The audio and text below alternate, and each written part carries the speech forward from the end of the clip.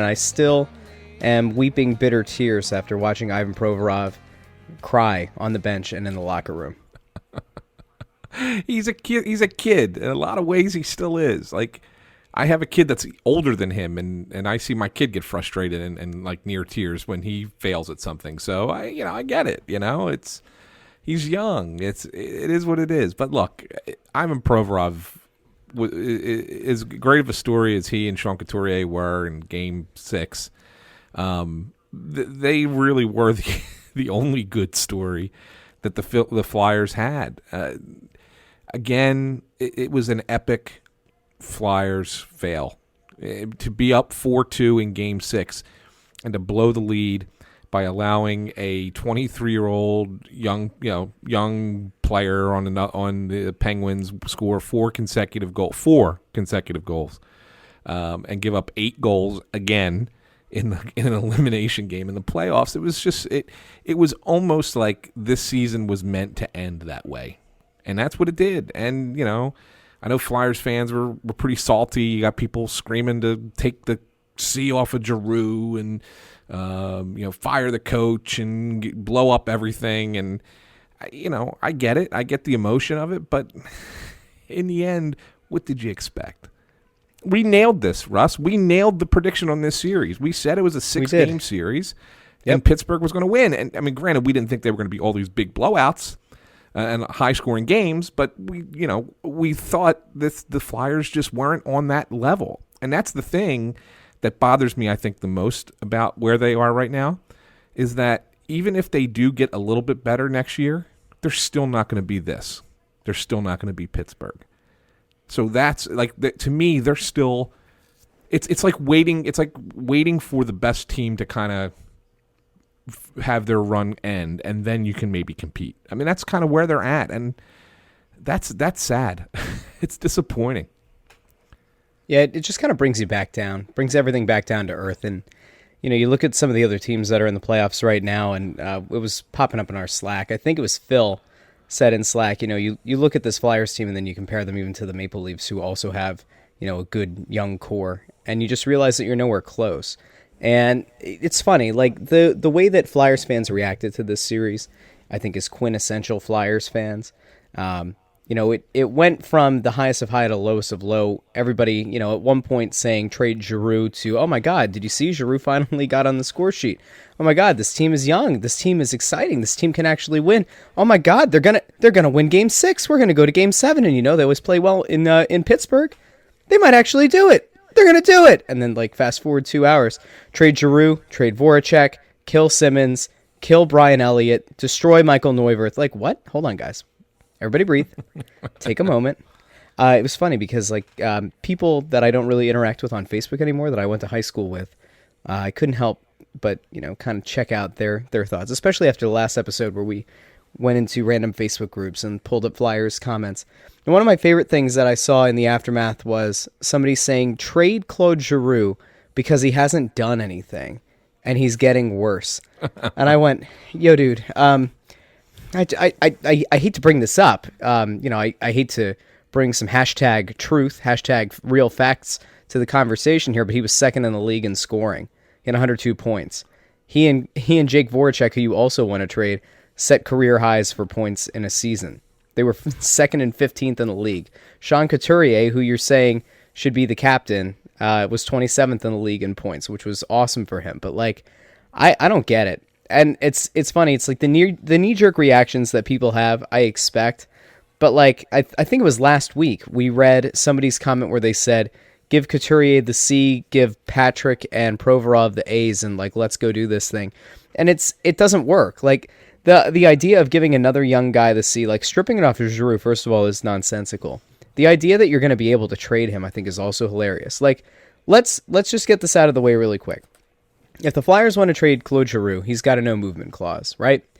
The only way that I can see them making a deal is if they feel like they're getting anywhere near his value, and you're not going to be able to go out and replace the second leading scorer in the NHL. Anthony, if you had to do it right now, which I'm not saying you want to, but what would fair value in your mind be in a Claude Giroux trade? Let's just get it out of the way. Jeez. I mean, coming off this season, a lot. I mean, You'd probably have to get a legitimate top 6 forward back in return, or a top pair defenseman, a draft pick of some kind, and probably a prospect. I mean, that's kind of what you're looking at. If you were to trade Giroux, and I'm not even certain that's enough. I wouldn't trade him. And this is the guy who, remember, I think I told you on one of the episodes earlier that I a couple years ago, when the Flyers were really scuffling, thought that it might not be a bad idea to consider it. But not now. I mean, I wouldn't do it now. I think that he's bounced back. He's had a 102-point season.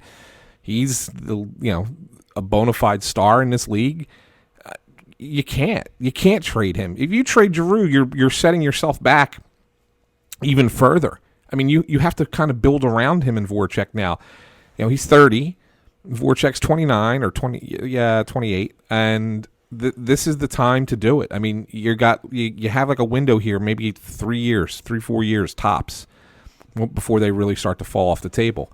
They did a nice job of getting him on the wing to kind of protect him a little bit and keep him healthy. I mean, think about it. Giroux played the whole 82-game season, didn't really have any injuries, was able and looked like he was a healthy player for much of the season. And it's mostly because they took away the center ice responsibility from him, that he didn't have to skate as much and put as much pressure on himself there. So it became a much simpler responsibility. So I think that they've figured out a way to extend his career. Now you got to go out and you got to get – this is the time for Ron Hextall as general manager. You got to build around him right now. You can't wait another year. Oh, let's see how these kids look. Blah, blah. No, this has to be done now. You have to go get what you need. If you don't have it in-house, you have to go get what you need and make this team a more competitive team for 2018, 2019. So let me play devil's advocate. Yeah. I feel like so much of the thing that we're used to in Philly, especially with this Flyers team since the salary cap was instituted, is the idea of kicking the can down the road. Mm-hmm. And it felt like at one point Mike Richards and Jeff Carter were the core. They were the guys to build around, and we would have made the case that they were young enough that the team should have done whatever they could to build around them, not to trade them away. There is certainly a large enough segment of Flyers fans, whether they are, everyday fans or they're casual fans who happen to go to the games, pay the exorbitant fees to get into games, pay the concessions, pay the parking, who believe that it's time to move on from Giroux and Voracek. Now, we've already said, and you've mentioned that you think Wayne Simmonds, there's a decent chance that he gets traded. And I think a lot of times people have kind of, bundled Voracek, Simmonds, and when Braden Shen was here, all together, and Couturier, because they were part of the Richards and Carter deals. At what point does the front office look at this and say, you know what, like we're still 2 years away. Carter Hart's 2 years away. We might think that like a Philip Myers or a Sam or a Moran might be, ready-ish to go within another year or two. If we know that this deep prospect pool, give Oscar Lindblom another year or two as a top 6 forward and really go for broke in 2 years, that's clearly past when Giroux and Voracek, I think, are going to be, well, especially Giroux, maybe not as much Voracek, are going to be past the prime of their career. Well, and it's what do you say? What do you say to those people? Because I don't want to see them break up this core, and I know that Kyle said on Crossing Broadcast on Monday, in what was one of the most painful arguments I've been involved in a while, that he made the argument that Giroux and Voracek are not good enough. They're not good enough to be the core, which I just straight up disagree with for many reasons. But I disagree too. I do wonder, like, if you kick the can down the road and you can get decent enough value for Giroux and Voracek, it's not going to be fair value. But if you can get decent value for them and really say that you're going to go for broke in 2 years, is it doing the fans a disservice? I don't think you can do it, because I think where we're at here, Russ, is if we sit here and continue to remain patient with these guys, and you look at the guys you mentioned, the young players that are coming up, the defense on Myers and Marin, and then the forwards, you got Morgan Frost, who was led the OHL in scoring, and you got Herman Rubtsov, the Russian kid that they drafted in the first round a couple years ago, and Nick Aube-Kubel, who had a real nice season for the Phantoms, is probably a future third line center. So, I mean, you got a bunch of young kids, and of course Carter Hart, a couple years away. But even if they are, let's say, a lot of these guys are 2 years away, let's just say, for kicks. Even if they get there in 2 years, it's not like they're going to come in and suddenly you have a Stanley Cup team. It's going to take them, at least a year to find their footing, maybe 2 years to really kind of get, especially defensemen. You saw it this year, with a guy like Sanheim. It takes a little bit of time to really kind of become an NHL quality defenseman. Even Gostisbehere, who's in his third year, is still making stupid mistakes defensively because it's just the way the game is. I don't know how else to explain it, but it's just part of the fabric of hockey.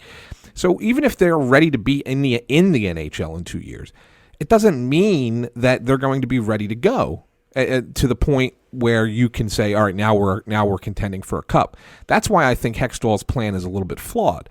I think, though, he can rectify that by making a splash this summer. If that means trading a player to create, they already have some cap space, right? But even if let's say you can find a way to trade a Wayne Simmonds, or maybe you can, bring in let's say, John Tavares decides to become a free agent, or Erik Karlsson becomes a free agent. Now you're talking about bringing in a big name player who will immediately make your team better. And if you do that, then you can backfill at that point because you have so much talent. If we look at what the Penguins have, right? Really, are those fourth line guys really that good? No, they're not. Even their third line guys aren't the greatest. They're just okay. They're okay players. So you can backfill if you have enough in the top two lines. You need two really strong scoring lines in the NHL to be a really good team. And the Flyers don't have that right now. They're close. They're getting there. Nolan Patrick still has to he had a real nice second half of the season. I thought he had a real nice series against the Penguins. He's still not finishing enough in my mind. I think he needs to take that next step. I think he will. I think he'll be a very good player. But they need that to happen. It would be nice if it happened early next year. Might not. It might take a little bit of time next year. Then you're looking at Nolan really being 2 years away from being the player you need him to be. They're hoping it's next year. But whatever the case, okay, fine. But then you need to fill in around him too. I like Konechny on the top line, and then you got Voracek and Patrick. So you need like another winger, and they need a third center. So to me, those are the two things that they really need more than anything else. They need a second line winger, and I know a lot of people like Lindblom to be there eventually, but he's not there yet. You know what I'm saying? He could be that guy, but he's not there yet. And I'm okay with playing him on your third line until he becomes that. Sean Couturier was a third-line center for 5 years. Now he's your number one center. Okay? So it takes time. So it's okay for Oscar Lindblom to be a third-line winger. So they need a second-line winger and a third-line center. You go out and get those two things this summer and really fill those needs, that's solid. Now, on the defensive side of things, you need another guy who is reliable defensively. Brandon Manning's not that guy? God, if he comes back, I'm telling you, I might break a window in my house. Can we beg the NHL to have another expansion team? Can we have an expansion draft for Seattle? I know. And send him on his way. Well, he's unrestricted, so he may not be back. Oh, he's coming back. You know it. I know it. Dave Hextall knows it. It would be unbelievable. Ron Hextall fears it. But if you look at what they have, a lot of who's on defense right now is going to be here next year. Really, unless they trade somebody, Russ. Provorov obviously is not going anywhere. Gostisbehere is obviously not going anywhere. Andrew McDonald is still signed for 2 more years. 2 more years. I'm looking at their cap situation right now. So going into next season, McDonald's going to cost you $5 million against the cap. Gostisbehere's $4.5 million. Gudas is $3.3 million for the next 2 years. Yeah. Provorov is making under $900,000, as is Sanheim. And they're gonna have to pay Provorov. It's coming. He's going to get a contract. He hits restricted free agency in 1920. Yeah, as does Sanheim. So Sanheim, you probably aren't going to have to pay as much as you are going to have to pay Provorov. Yeah. That's the difference. I'm just trying to figure out where the money's going to come from. Well, the money's there. I mean, if you scroll down, I don't know what website you're using. I go to capfriendly.com. I use Spotrac or Spottrack. Yeah, no, capfriendly.com is I'll go to really Cap Friendly. Okay. Yeah, Cap Friendly is a good spot to go, right? So if you look at where they are at for the 2018-19 season, right now they have a projected cap space of $17.2 million. Now, that's based on an upper limit of $75 million, a salary cap of $75 million. There's a lot of talk in the NHL that it's going to go up to 80. Okay. Whoa. All right, it's going to go up $5 million. So, good. okay, that would put the Flyers at like 22.2 in cap space.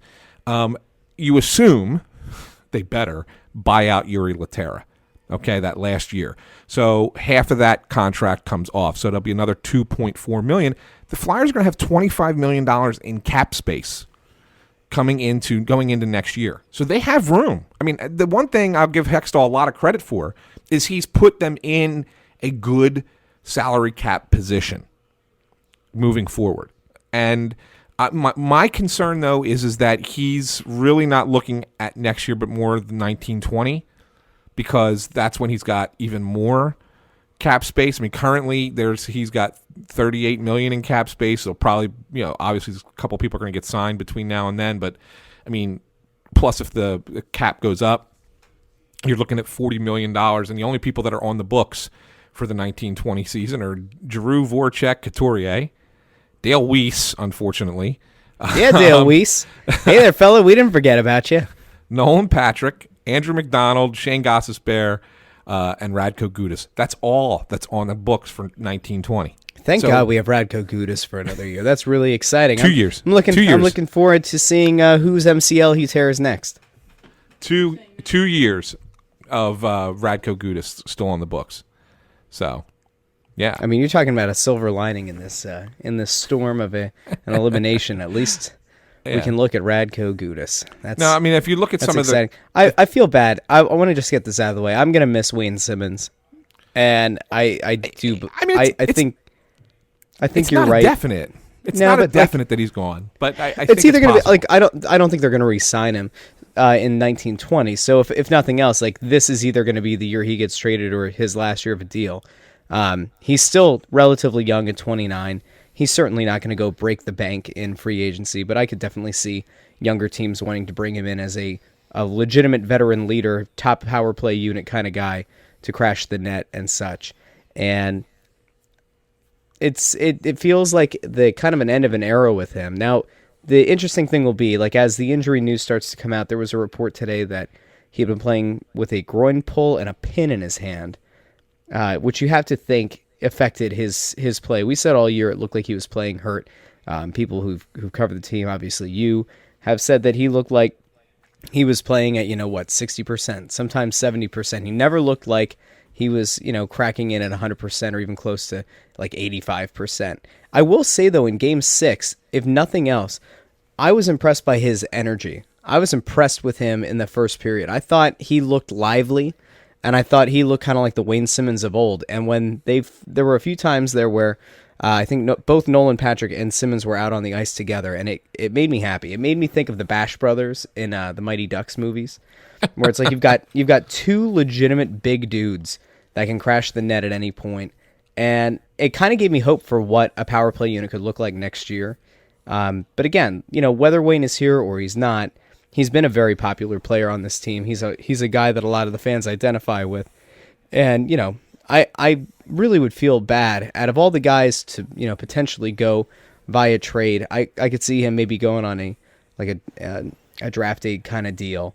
And, it's not going to be the probably whatever the right value is for him. That's the problem that we said with Giroux and Voracek, but like a lot of these guys, like I think, they might look to cut bait. He's not counting all that much against your cap for the next year, but if you for some reason decide you want to trade him or you feel like you need to trade him in order to free up more cap space, if you're really going to pursue a top tier free agent or two, I just don't know what you're going to get for him, and it certainly won't fill that void that we'll be feeling in our hearts for Wayne. Yeah, and the reason I think that he's going to be moved is So you usually carry 13 forwards on your roster, right? 12 who are going to play, and then your extra forward. Okay, sometimes you have 2 extra forwards, usually later in the year, but probably at the beginning of the year, you usually have 1. They have 11 guys currently under contract for next year at forward. Now, like I said, I believe Laterra is going to get bought out, so that'll put you at 10, which means there's going to be 3 guys who come into the mix here to compete for a spot on this roster. And if you look down in the minors, Morgan Frost is not going to come right from junior to the NHL, so he's got to go play in the A. Same thing with Herman Rubtsov, same thing. So Lindblom will probably be one of them. I think Nicholas Aube-Kubel is going to be another. So there's 2. So they really are you're really only looking at having room for 1 forward that you're going to bring in here. So that's why I'm saying to you that one forward, either you have to bring in 1 stud forward, or you move somebody like Simmonds, get some value for him, and then you fill 2 spots with guys. And so that's the other thing. And I keep forgetting about Taylor Lear, who's a restricted free agent, but I'm pretty certain they'll re-sign him for next year too. So what are they going to do with Mike Vecchione? You know what? He disappointed he's like bit. the weirdest case of a guy that was highly pursued by a lot of clubs coming out of college, and he was buried in the minors all year. Yeah, and that's the thing. I mean, he's 25. Yeah, he's already 25 years old. He didn't have that great of a year. I mean, he was okay in the minors. He had 40 points in 65 games in the minors. He's got a goal and an assist through the first 2 playoff games for the Phantoms too. So, whatever. Wow, he's going on the Claude Giroux playoff stat line there, huh? Good for him. But from what I was able to glean from talking to people down at the Flyers is, he wasn't quite what they had hoped he would be. He didn't develop as quickly as they had hoped. Is it possible that he becomes like that tweener guy who bounces back and forth sometimes next year? I think that's probably where he ends up being. When he comes up, he plays some 4th line, and then he gets bounced back down. That's kind of what I think they'll end up doing with Vecchione. So I don't think they're all too high on him ultimately moving forward. If you had your pick of one guy to pursue in free agency, who's the guy? Is it Tavares? No, it'd be Carlson. Okay. I mean, I think he's the best defenseman in hockey, right? I really do. He's that much of a game changer. And yes, the Flyers need scoring, but they also need defense. Now, Carlson is signed for next year. So he's not a free agent. So I kind of cheated you a little bit there. So you would have to trade for Erik Karlsson. But I think that's going to happen because I think Ottawa is in such a situation right now where they need to kind of really rebuild. And Carlson's a UFA after next season, so they want to get something for him. And I think his max value is in the summer. That way he doesn't get hurt or, it's like, someone's only trading for him for 30 games and then he's an unrestricted free agent again.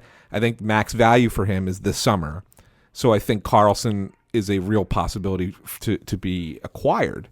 And I know the Senators are stockpiling draft picks like you wouldn't believe. I mean, I think they have 2 extra picks next year. I think they have 2 extra picks the year after that, and they have an extra pick the year after that. So I think they're really trying to restock the system and start over up there. So I think that there's a possibility there that you can get a player like Karlsson if he's available. Now the Islanders, when you talk about Tavares, it's kind of a similar situation with him. He has said all along that he wants to stay there. Now, they missed the playoffs again this year. They're not a great team, but they're another team that has extra picks as well, coming up. So maybe he looks at it and says, I'll re-sign with the Islanders. I mean, he is an actual UFA. I mean, there's no question about it. I mean, he's not like you got to trade for him. He's an actual UFA, but the Islanders do have negotiating rights with him through the end of June. So, I mean, he could re-sign there, and then he's out. But if not, I mean, I think that there's a real possibility of him being a guy that you might be interested in if you can't go get Carlson. All right, but I'm going to throw one other name at you. Okay.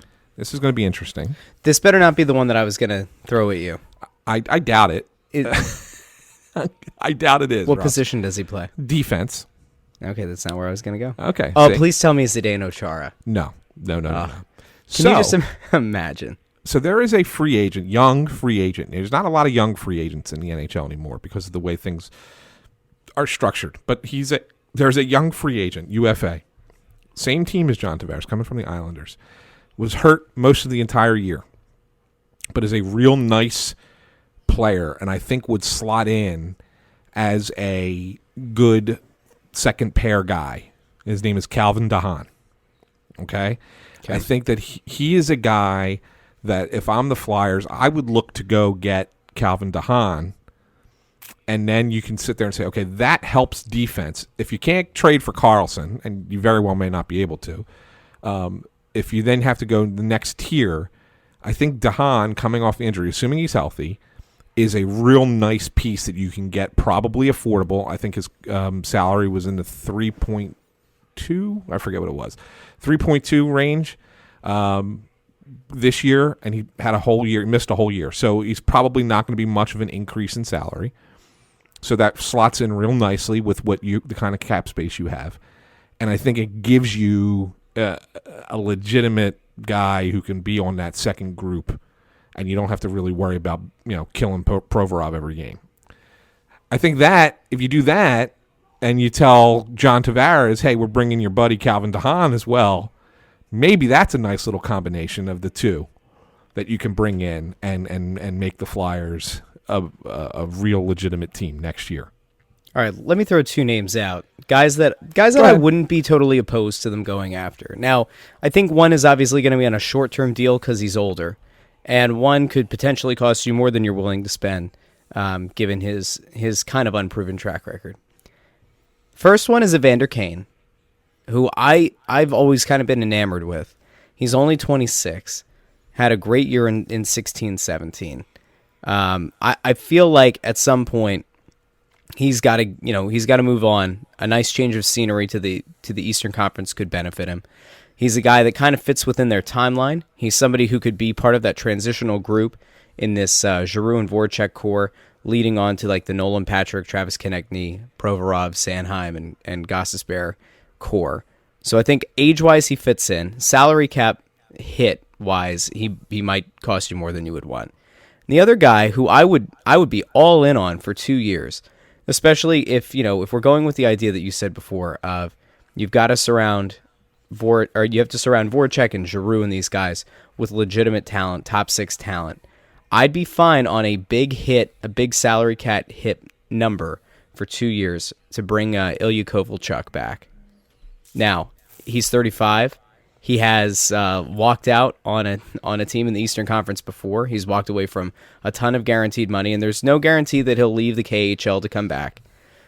But if I'm looking at somebody who I think could be a legitimate difference maker in this Eastern Conference race, it certainly doesn't put you on par with a Pittsburgh, but it certainly makes you a more lethal team. It gives you another added weapon into a top 6 rotation, and if something goes sideways and Dave Hackstall, who I'm assuming is going to be the coach again next year, has to shuffle lines, I think he would much rather have a guy like Kovalchuk to play with than, having to put like Val Filppula up on the first line and, convert a center out to wing like they did with Lawton in the postseason. So I don't know. What are your thoughts on Kane or Kovalchuk? I'm going to skip JVR because my heart can't handle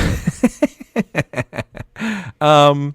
So Evander Kane is an interesting guy because he's really, really talented, right?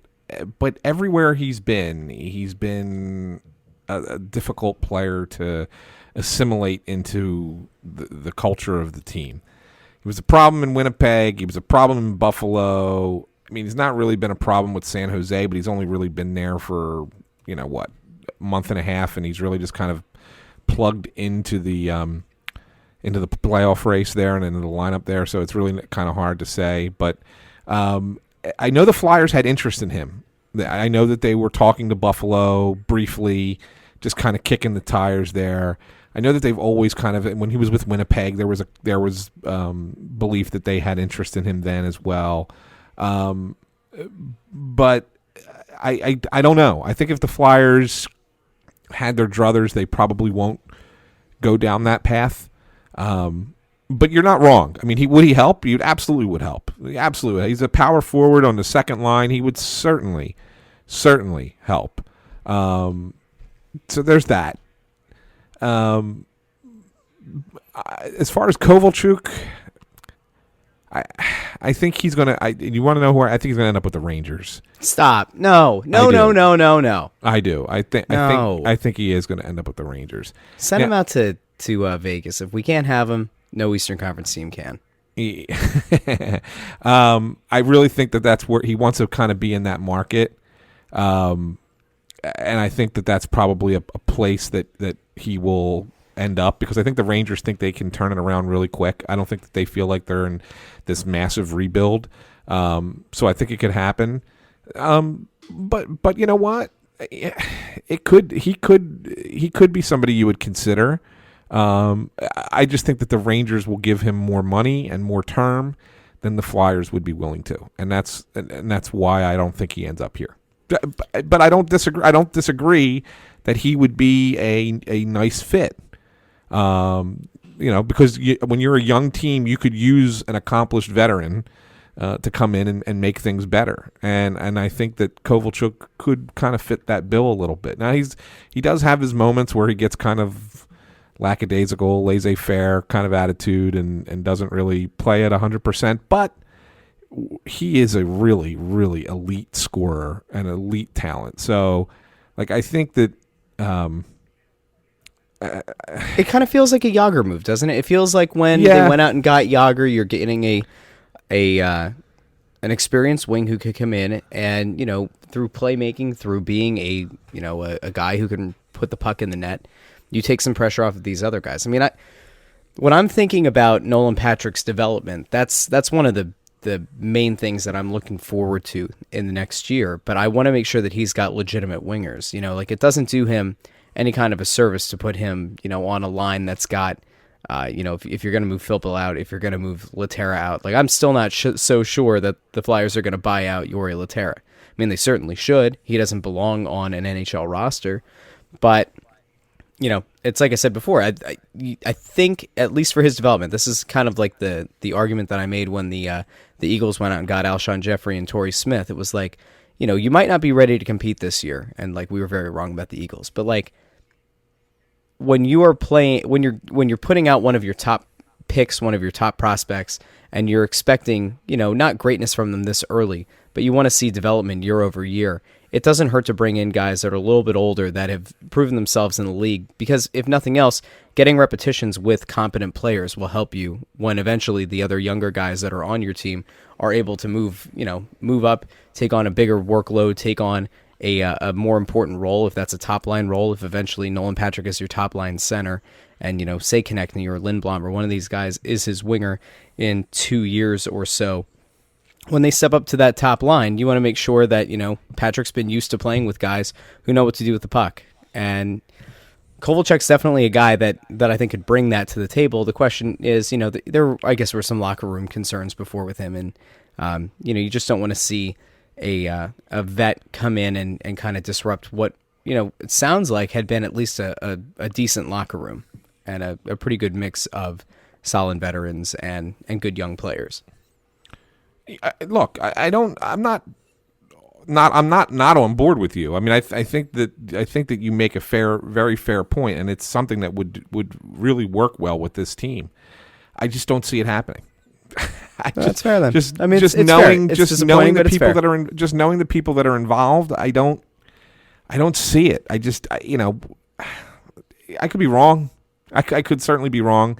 I mean, I didn't think Yager was a guy that they would go after, and they did for 1 year, and then he wanted. I know for a fact, Yager told me personally he wanted to come back here, and they didn't bring him back. They didn't make him a priority, and that's why he never came back after the one season.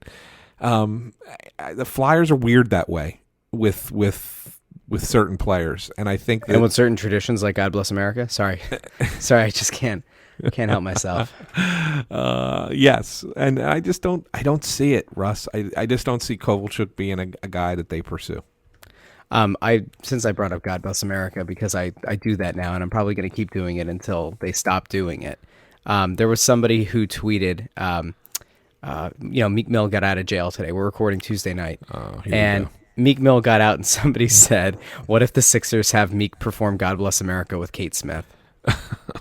And I love it. I think it would make all the sense in the world. I think it would be fantastic. I don't think it happened, so I don't know if the Sixers are going to win now because they didn't bring old Kate Smith out. 32 years, guys. Let her rest in peace. It's enough. By the way, that makes the Flyers 0-3 this season, or 0-4 when bringing out God Bless America. No, they actually won one game with it. It was the last game of the regular season against the Rangers. They trotted out Kate Smith and she won. So all right, so 0-3 this postseason, 1-4 on the year, or 1-3 on the year. 1-3 on the year, yes. That's 25% win percentage. That's very Hackstall-esque. That's nice. That's really great, guys. Yeah. So this is something that somebody tweeted at me earlier in the week, and I think it was because on Sunday night when Kyle and I recorded Crossing Broadcast, I made this argument about the Flyers core, and I said that so much of it had to do with the fact that they were lacking massively in depth in their bottom six. So this guy, Barry Schaefer, at Barry Schaefer 13 on Twitter, did a nice little graphic here where he kind of he extrapolated the data over 82 games. And now this is just for goals, but in terms of third line points per 82 games from the Flyers, it totaled like just under 82 goals. The Penguins' bottom six, their third line, 129 points. That's insane. Fourth line points, Flyers 45, Penguins 77. That overall, that means that that's an 80 or 79 goal disparity in bottom 6 points between a Stanley Cup contender in the Penguins and whatever the Flyers are. Hey, but they had 98. But they had 98 points, Russ. It's the Flyers scored. Thanks, Dave. 98 points. That's and that I think that's the other thing. They were only 2 me. points behind the Flyers. I mean, the Penguins. That's the thing that I think beyond anything kills me about this team and about the way that it just feels like the team is just so tone deaf, doesn't it?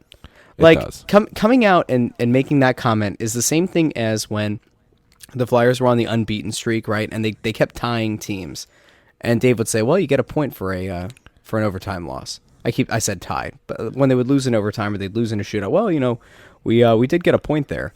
And it's like, well, okay, yeah, that's great, but like when you're playing against inferior competition, like eventually you need to actually, win. And that's the thing that great teams do. And that's, one of the biggest differentiating factors in any sport is a great team is able to go and beat up on bad teams. And a mediocre team, goes out and could beat one of the best teams in the league and then the next night lose to a basement dweller. And that's part of the problem. And it's the thing that I don't understand between Hextall and Hackstall is like, I know that you have to spin things in the public, in your favor. But at some point, like I think there's a venue to do that. And I don't think that like the immediate aftermath or towards the end of a playoff series that you're clearly outmatched in terms of talent and coaching. I don't think that bringing up the amount of points your team had on the season, really holds any merit, holds any water. And ultimately, I think that for as goofy as the fan base can be, or different sects within the fan base can be, I think a lot of people see through that. And regardless of what your thoughts are on this core and what the best direction is for the team going forward, I think it's fair to say that like these people don't like to be sold this bill of cheap goods, and that's kind of what that feels like. It's statistics that are empty statistics. And that's the thing I just don't get. Like, yeah, why? I think that we're a different generation of Flyer fan. There used to be a generation of Flyer fans that just accepted anything the team said, right? And I think now we're in a generation that doesn't necessarily buy into that, and the Flyers are tried and true with their approach. And like you said, yeah, you have to try and make everything sound rosy as best as you can. But I think that there are some mitigating factors here that the Flyers need to realize that what they're doing is just not right. There are fans who just they think the team's boring. They don't like the style that the team plays anymore. It's not what it used to be, and that's not necessarily a bad thing hockey wise. I mean, in all honesty, I mean, I miss old style hockey, but at the same time, I understand that there's not a place for it in today's game. Okay, so I'm not suggesting that they need to go back to that just so they can get better TV ratings. It's not going to be successful. Okay, the idea is to put a successful product on the ice. But at the same time, if you're not being entertained, and you don't like the style that the team plays, and you think they're kind of boring, and they are just mediocre, they're barely making the playoffs, or they just missed the playoffs, as they have in each of the last 4 years since Hextall took over as general manager, then maybe that there's something to that. Maybe that's why people aren't coming. Now, I'm doing an interview with Sean Tilger, who is the Flyers chief operating officer, to talk about this. And I'm going to have a story on the website so people can just stay tuned. And maybe depending on when you're listening to this, it might already be published. It might already be up on the website. But so I'm going to give him an opportunity to try and explain it to me. And I think some of the things that he's going to say are fair. I mean, there are more people streaming games now, and the TV ratings are not going to be the same, right? Because you have more people streaming them. And I also think that you might find a situation where people are cord cutters who are casual fans, and so maybe they're not so worried about finding how to watch games on their through their whatever setup they have. I mean, they're not looking for it as frequently. So it's not as in your face and readily available. So some of that I think will translate, and I understand that. Right? Hopefully, Sean will be able to give us some good answers to that, and you guys can read all about it on Crossing Broad. My only guess right now is I think there was such a level of apathy that set in among the fan base this season, and I think a lot of people have checked out on Hextall. And the style of play, and anybody who watched this team, how many times did we have to say this year that, like, as long as guys like Weiss and Laterra, even Filppula to a smaller extent, although Filppula I think stepped up pretty well in his run as the top line center at the end of the series. In guys like Brandon Manning, like, these are guys that, on any other team probably don't make the roster, or at best are like fourth line or bottom pair defensemen, like maybe. It just felt like a year where, once again, look at Kyle, for example. Kyle has always watched the Flyers and barely watched them this year. And why? Like, they don't play an exciting brand of hockey. They, we've talked about this a bunch. They're a mediocre team. Take out, call overtime losses what they are. And they are losses. And this team was about 500. And, we know that the talent disparity between them and the Penguins was massive. And it was going to be massive with a lot of teams that they could have potentially been matched up against. But like this, I think, kind of comes back to, the argument about what to do with this core and what the best path for the future is. Because, if you go out tomorrow and, obviously tomorrow was a little bit hyperbolic here. But, like, if you go out this offseason and you trade away this core, and you decide to kick that can down the road 2 years, you're going to lose out on some fans. Now, if that means that part of this is a rebranding around, like, Nolan Patrick, and, like, you're really handing the keys over to him and to Provorov and these other young guys, there might be some fans who decide to go down to the center and they, decide to go all in, almost process style on this, and you say, you know what, like, we know that tanking doesn't necessarily work in hockey, but if you're going to bottom out and you're going to get better picks, like, the city of Philadelphia has shown that they're willing to deal with that. Now, the problem is that I think that the rabid hockey fan base versus the rabid basketball fan base is just such a polar opposite dynamic that I do think that there would be more hatred going into the Flyers tearing it down to nothing. The Sixers, I think, had been mired in 10-plus years of mediocrity, where, you were either going to go down and spend a nice day as a family for a somewhat affordable ticket to go see a middling franchise with little to no star power, but you like basketball, so you would go down to watch that. I think that, it would be kind of a hard sell. We said this last show, but like Flyers tickets are still expensive, compared to the other teams in town, not including the Eagles, but they only play 8 home games. So it's just kind of hard. Like, it's hard for me to wrap my head around going out to spend money on a team if they do tear it down. It's almost equally as difficult for me to rationalize going out to spend money to see the current core that they have right now if they don't add another star player. Like if I'm going to go out, a lot of times, I hate to say it, but like, there are plenty of games where fans want to go out and watch their team go up against the best of the best, but you only want to go out to see the best of the best if you think your team has a shot. And, if you line this Flyers team up against the best in the league, I think we're probably going to say 9 out of 10 nights they would lose this year. And so unless they make a massive free agent splash, I don't know what really they can do differently next year. Carter Hart's not coming next year. You're still going to have to do patchwork goalies unless...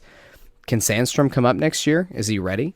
Is he somebody who can bridge the gap? Like, it feels like we're gonna have the same narratives going. They're gonna keep the coach.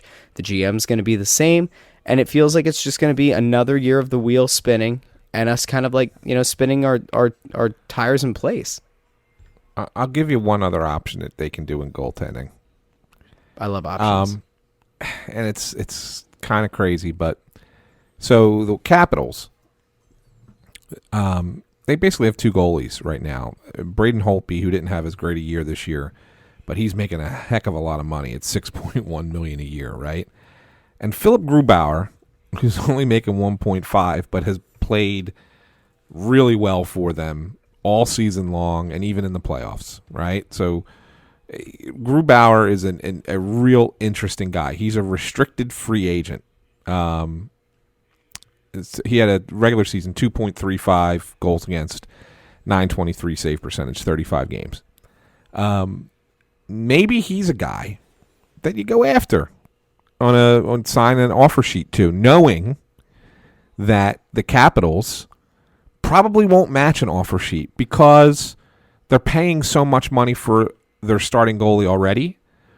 So maybe here's a guy that you can go get, pay him twice what he's making now. I think this would have to come in conjunction with moving one of the other guys. I think Neuvirth might have some appeal to other teams in the league. So maybe you trade Neuvirth and you do this. And now you got a guy like Grubauer who you can say, okay, he's a bridge kind of player. Well, Brian Elliott is a backup goalie. And Elliott, as long as you don't you don't kill him like Hackstall did this year, he's serviceable when healthy. And maybe that's how you go about it. Maybe that's how you go into next season and say, here's an opportunity, here's an option that can be a little bit more interesting, and give that a shot. But you're right. They don't have the goalie ready for next year. They have a lot of things missing. This is why I keep saying that, to me, Hextall's process has been flawed. It's almost been like a 7-year plan. And you really can't do that. You really can't go 7 years. Just because that's how long it took in Los Angeles. Because that's what it did. It took them 7 years to win a Stanley Cup in Los Angeles. Just because that's how long it took there, and you're trying to follow the same formula that you used with the Kings to make it work here, doesn't mean you can do that now. I mean, it worked then, but it's a different era now. It's a different game. Yeah, I don't know. I just don't see how it works. I don't see how if you were still, if they're not a Stanley Cup contender next year, maybe 2 years from now they are starting to become one. 3 years, then that's when they really are. But by that point, Giroux is turning 34. Like, what are the odds at that point? I think that he mistimed this, and you got to go. And the only way to resolve it is to kind of go back to the old style a little bit. I'm not saying you have to go out and just buy everybody, but you now have to get into the point where you have to merge the notion of building your team through a draft with the idea of now we're going to go sign players who are going to help us take that giant next step. And it has to happen this summer. And it could. I mean, Hextall might go out there and do like 5-6 different things this summer, and we're all of a sudden, Russ, when we have Snow the Goalie podcast episode 18, we're going to sit there and be like, "Wow, what a great job Ron Hextall's done leading into the summer." Right? We always knew that Hexy would lead this organization into the future the best way that he could. Maybe this is part of the plan. But if not, if he's going to try and make just little tweaks and come back with what he had, man, it's not going to be good for the team. It's not going to be good for the team. It's not going to be good for the fans. It's not going to be good for any. I mean, we're going to suffer. We're all going to suffer because it's just not. This team's not. You can't take small steps to a Stanley Cup. At some point, you have to make the leap. At some point, you have to say, okay, now's the time for us to really push ourselves into the conversation. And I'm not convinced that he thinks this is the year. He might, and that would be great. But I still think he thinks it's next year. I really do. I think a year from now is when he's going to sit there and say, "Okay, now's the time." I just something about it makes me think that, and I don't know why. I don't have any intel. That's just a gut feeling of mine, and I just for some reason don't think it happens till next year. Well, that would certainly be a good way to be lost in the pack. I will say this as a cross-sport comparison. It feels like the Flyers at some point are going to have to kind of spend their way back into relevancy, especially because they're put up right against the Sixers the entirety of their season, and the Sixers are a soaring team. The last thing you want to do is become, even more of an afterthought in the city. And, if all Hextall ends up doing are minor tweaks, I think that's kind of where you're going. The comparison I have here is the Philadelphia Union are a soccer team in Philadelphia that no one seems to know about. And part of that is because they didn't spend when they had an opportunity to become relevant. And like when the Phillies were absolute garbage, when the Sixers and the Flyers weren't playing deep into the spring and, even into the early summer, the Union had the ability, they had the perfect setup to be a team that could have surged, that could have thrown some money into their team and could have, played into deep into the playoffs and captured casual fans and new fans to the sport alike. And instead, they continued to make, what they considered gradual improvements. They did penny pinching moves because their owner doesn't have a lot of money. And pretty soon, the Phillies, within 3 years or so, managed to turn the entire program around. They're back to being the talk of the town in the summer. We can kind of project forward and know that the Phillies are going to be must-watch baseball all summer.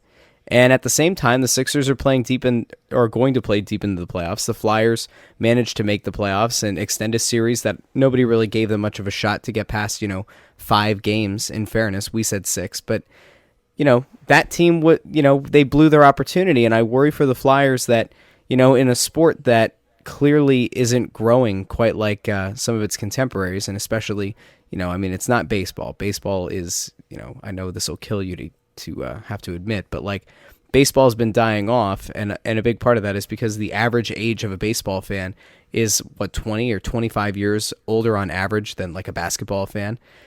Soccer is continuing to grow in terms of TV deals, TV revenue, just overall fans to the sport, younger fans kind of starting to identify with specific players, the access to the international game. That sport continues to grow. Basketball has become an international game. Football is football. It won't go away. Hockey's kind of in a weird spot, and the Flyers, if you're looking at TV ratings, and unless you're going to try to sell this as it was all because of streaming, which I think would be a poor way to go about this, you're kind of looking at a spot where you are going to firmly entrench yourself as the 4th team in this city. I mean, I think you're there already, but you had an opportunity, or you could possibly have an opportunity next year to at least, you won't be at the same level that the Sixers are, but you could at least make it interesting. You can at least pick up the casual fan who says, "Oh, this team is actually good. This team's actually going to make the playoffs. Yeah, I could get behind this. I can get behind a playoff run." But if we're looking at a season, that you finish up, you had 98 points. But if you go into another season with a team that, ends up being mediocre, when a casual fan looks at the standings and says, "Wow, they really only won about half their games. What are they going to be this good?" And even a casual fan knows Pittsburgh's really good. And you watch one game and you see the talent disparity that exists in that game or in any other game that you watch in any other series in this league. you start to realize that, like, for the casual fan, it's not worth watching. And for a fan who, might have cared about the Flyers and the Sixers at the same time, there's not a lot of reason for those people to invest their time and money into the team right now.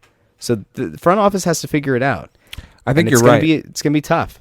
It's not just the front office of the team as far as Ron Hextall and even the president Paul Holmgren. I think it goes even beyond them. I think it goes beyond the COO Sean Tilger. I think it goes all the way to Dave Scott, who is kind of the new Ed Snyder, although he doesn't care like Ed Snyder cared.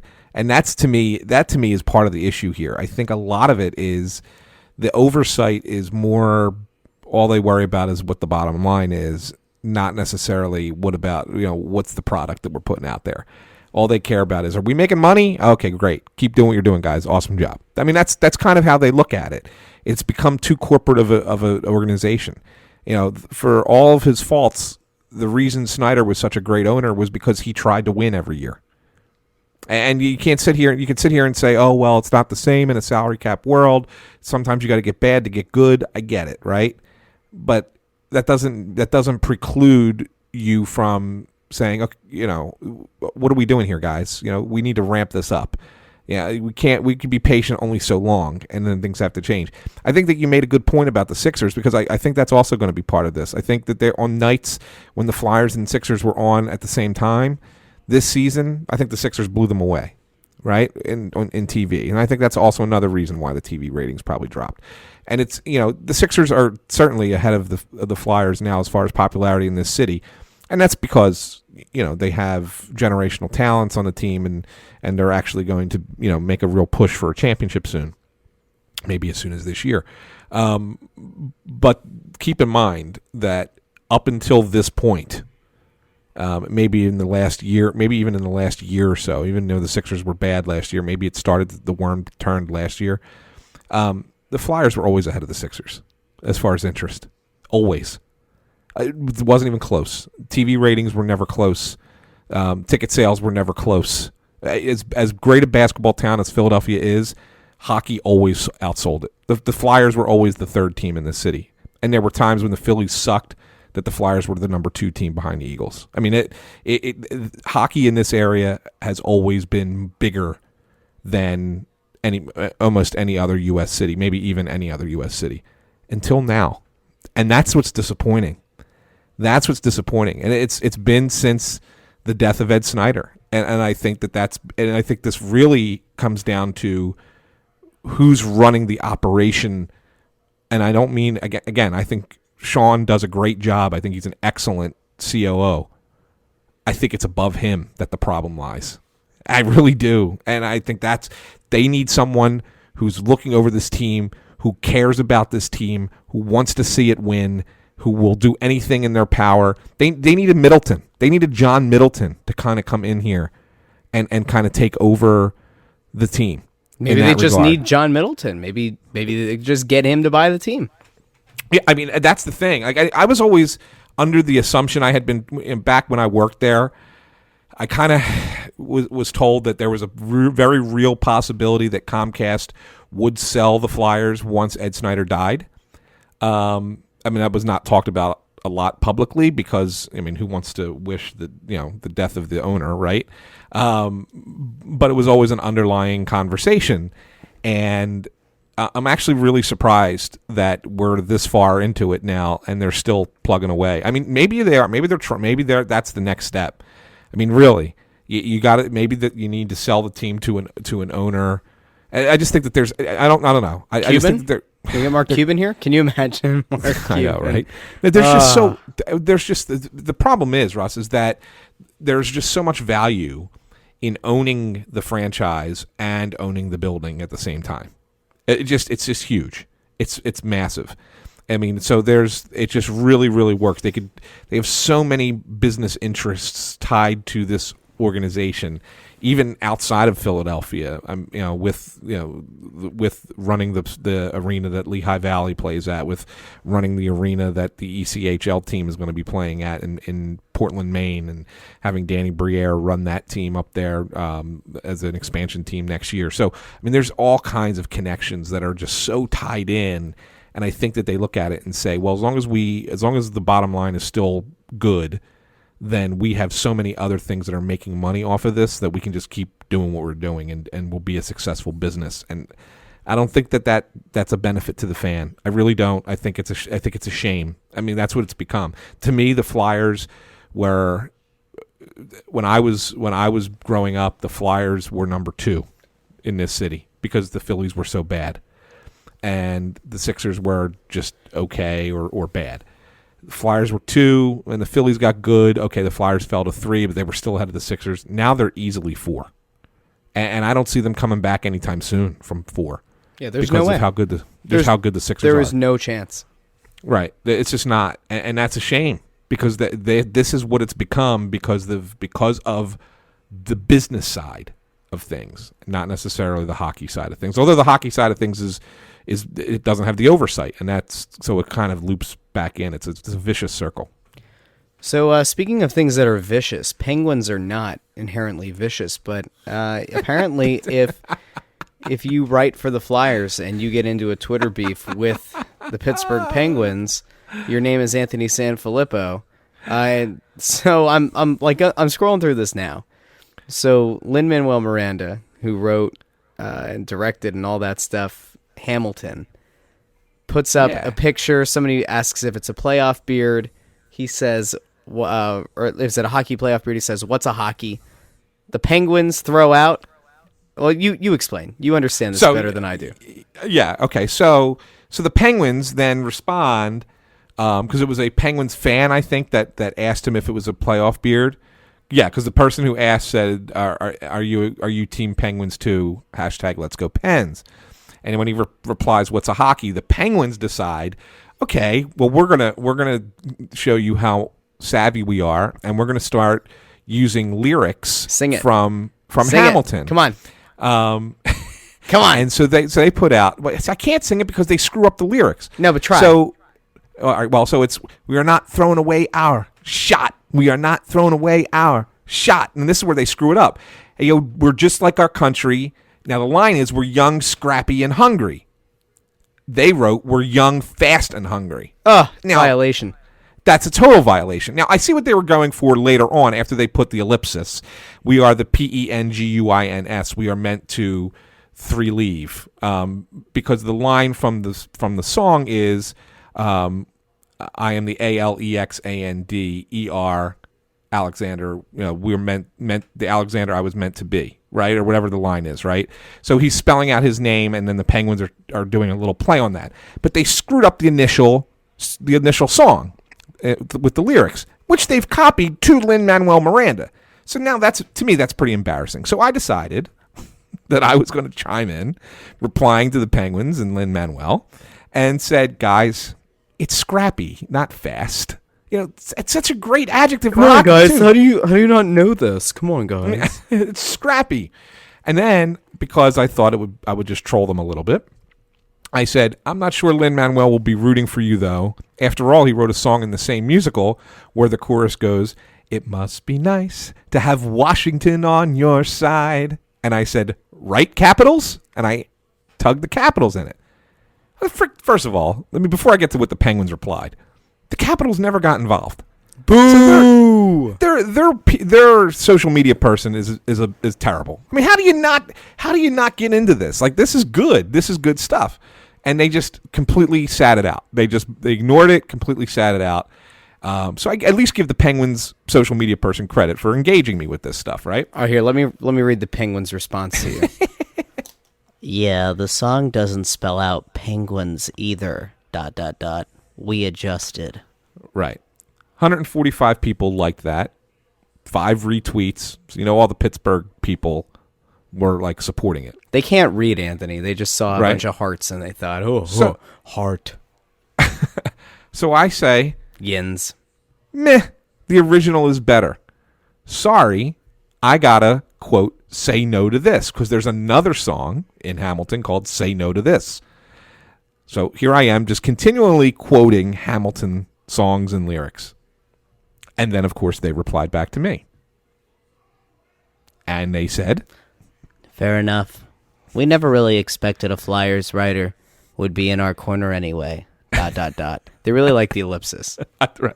Okay. So then I see this. I'm like, okay. Now my Twitter's like blowing up with Penguins fans who are retweeting them. Like, oh, yeah, you go get him. You go get that Flyers beat writer. Yeah, this is awesome. Blah, blah, blah, blah. So, of course, I have to do the mic drop, right? So there's a song where towards the end of Hamilton. Your knowledge of Hamilton is slightly alarming to me, but go ahead. So there's like your knowledge of Goon. That you could just quote this movie at any time? Don't worry, Anthony. It's official. Okay. So got 2 rules. Don't touch my Percocets, and do you have any Percocets, man?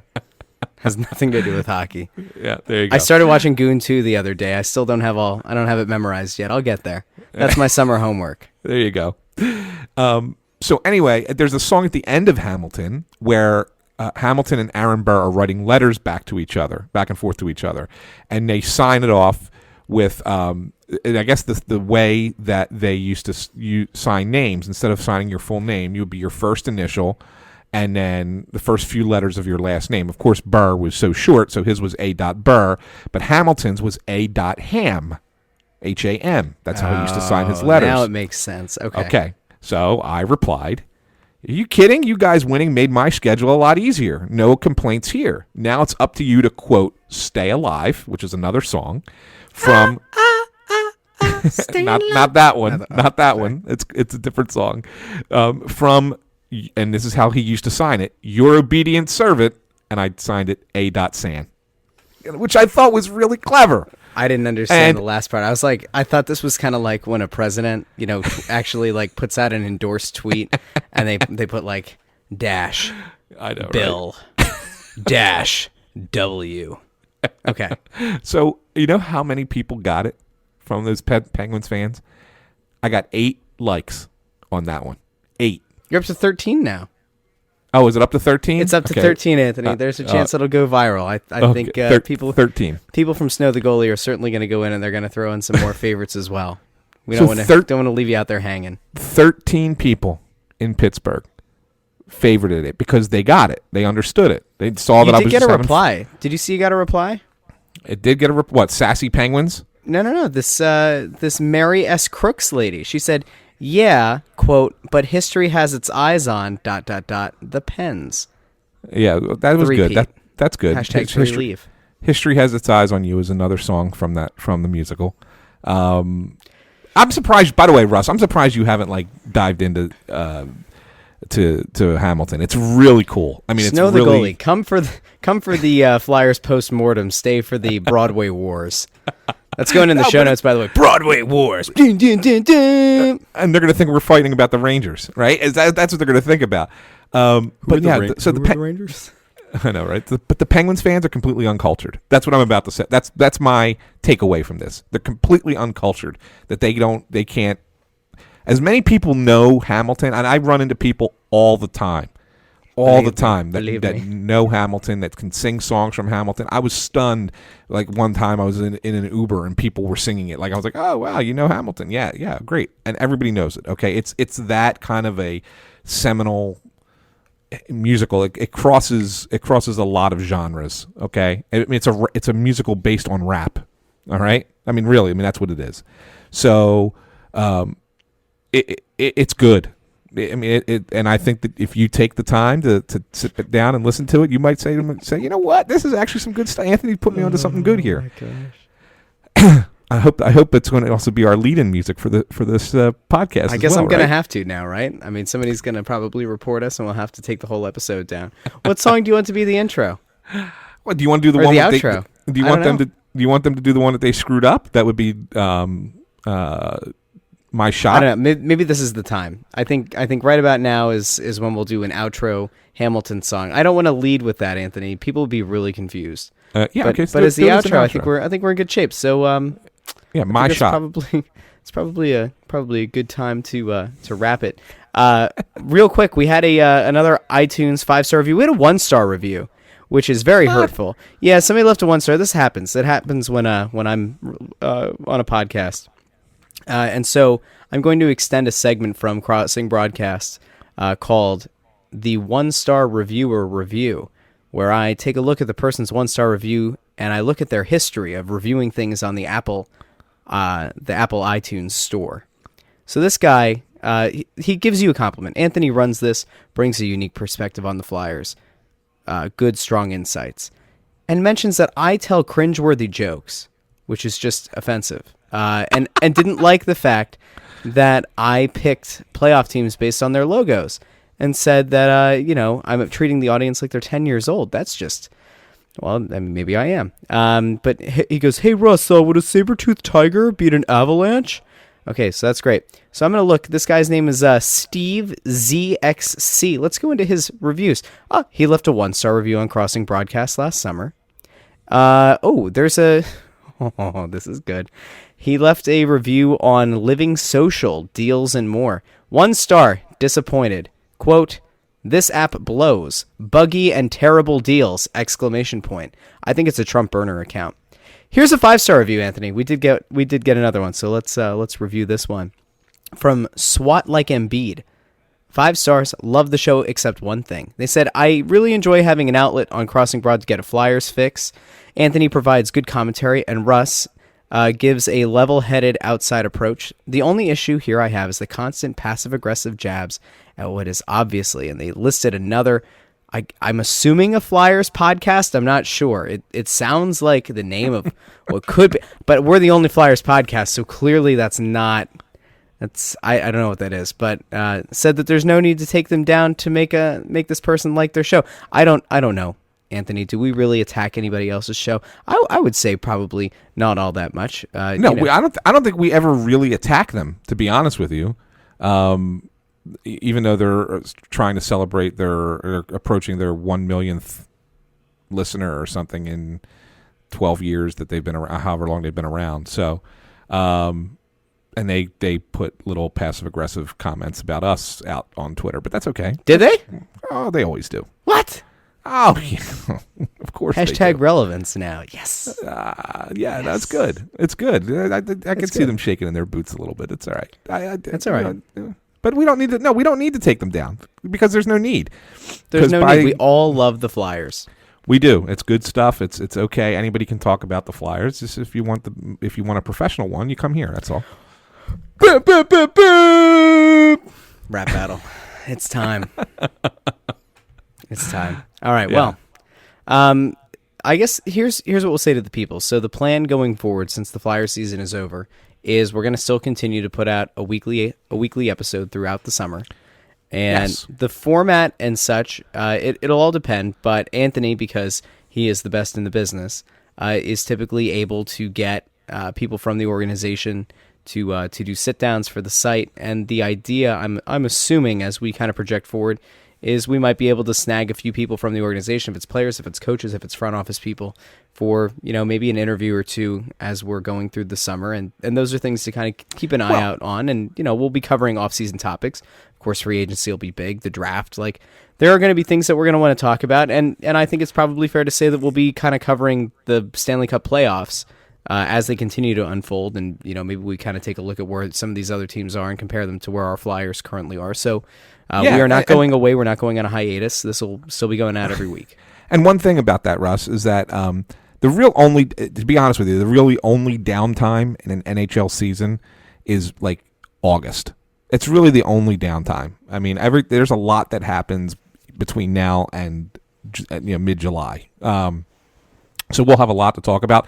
One thing I guess that I should point out, even though the Bruins Maple Leafs are going to Game 7, which, by the way, as we predicted, it would. That's every other series is complete to this point. I'm 5-2. I'm not sure exactly what you are. I'm 5-2. Lost on Columbus and the Kings. I just want to throw out. Hold on. Yeah, I just want to throw out real fast because by the time we come back next week, the next series will have started. So I want to at least give my thoughts real fast, or my picks real fast, without diving into details. But out west, I'll take the Vegas Knights to beat San Jose in 6 games. I think that the Predators-Jets series will be a really good series, but I think the Predators are the better team. I'll take the Preds in 6 in that one. In the East, Penguins-Capitals. I'm going to go off the chart here, and I'm going to take the Caps. I think that the Caps finally figure it out. I think they've lost so many times to the Penguins. I think this is finally the year. The Penguins are a vulnerable team. You saw that a couple times against the Flyers. Capitals far better team than the Flyers. I'll take the Caps in that series. I think it will go. I think it goes 7, but I'll take the Caps to win Game 7 at home against the Penguins. And then you got the Bruins Maple Leafs. I'm going to give you 2 different picks based off of whatever happens in that Game 7 against Tampa. If it's Boston-Tampa, I'm taking Boston. I think Boston matches up better with Tampa. I think it's a great series. I think it's a long series. I think it's 7 games. But I think Boston would win that series against Tampa. If Toronto wins and Toronto plays Tampa, I'm going to take Tampa in that series, and I would take that. I'll take Tampa in 6. I just think that I just don't like Toronto's defense and goaltending, and I think that Tampa scores so much. I think Boston can play against them, but I don't necessarily think Toronto can do it do it 4 times, stop them 4 times. So those are my 4 picks for round 2. I'm just looking at the bracket challenge that we did, and do you know who's leading right now? No, I don't. Me. Isn't that incredible? How did this happen? Is everybody this bad at picking things? I've got 76 points. The 1-star review, man. Yeah, you know what? Hell with that guy.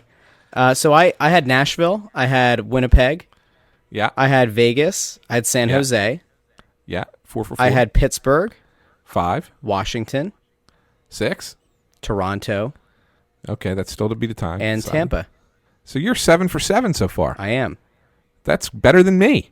Isn't that crazy? That's great. Good for you. As Louis Van Gaal once said, "In what for world we live." I don't know how to feel about this. This is what do you have for the second round? Second round, I've got I have Nashville beating Winnipeg.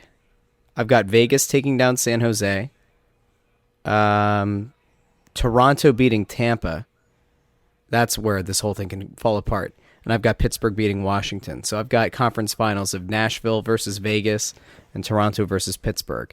If I end up being right, like if I nail the playoffs the whole way through, I didn't really go out on many limbs. I think Toronto was the one that I went the most out on the limb for. Yeah.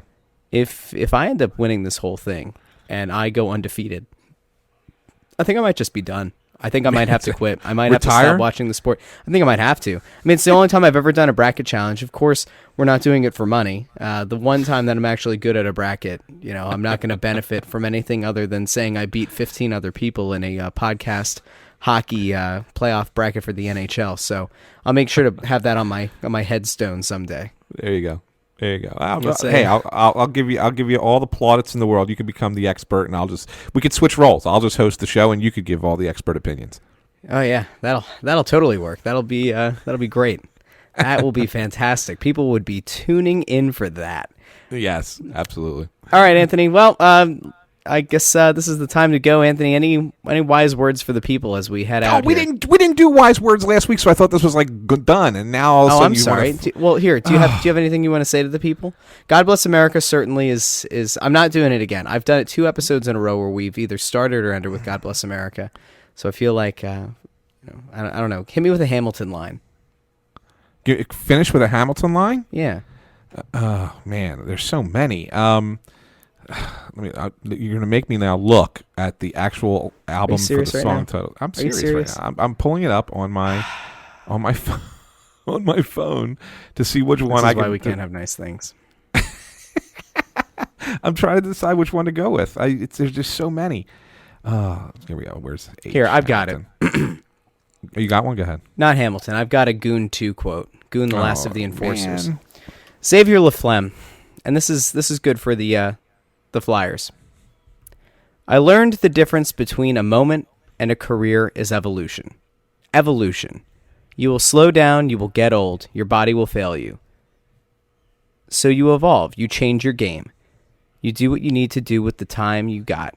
If not, you go extinct. Evolve or go extinct. Something that ultimately this Flyers front office and coaching staff are going to have to face. Are they going to evolve? Are they going to become a team that can compete with the best of the best in the game, or are they going to go extinct? All right, I'll give you a Hamilton lyric. How about that? How about we finish with the Hamilton lyric? This is the King George singing, complaining. You better sing. So King George is complaining that the Americans are getting a little uppity, that they want to, have their own independence. And so King George sings, "You'll be back like before. I will fight the fight and win the war for your love, for your praise. And I'll love you till my dying days. When you're gone, I'll go mad. So don't throw away this thing we had. 'Cause when push comes to shove, I will kill your friends and family to remind you of my love." Wow.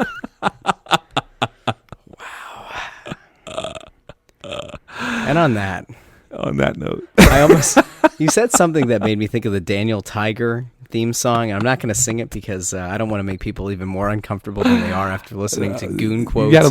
Because I can't sing, Hamilton. And you're making me sing, right? So I love the singing. I thought the singing was great.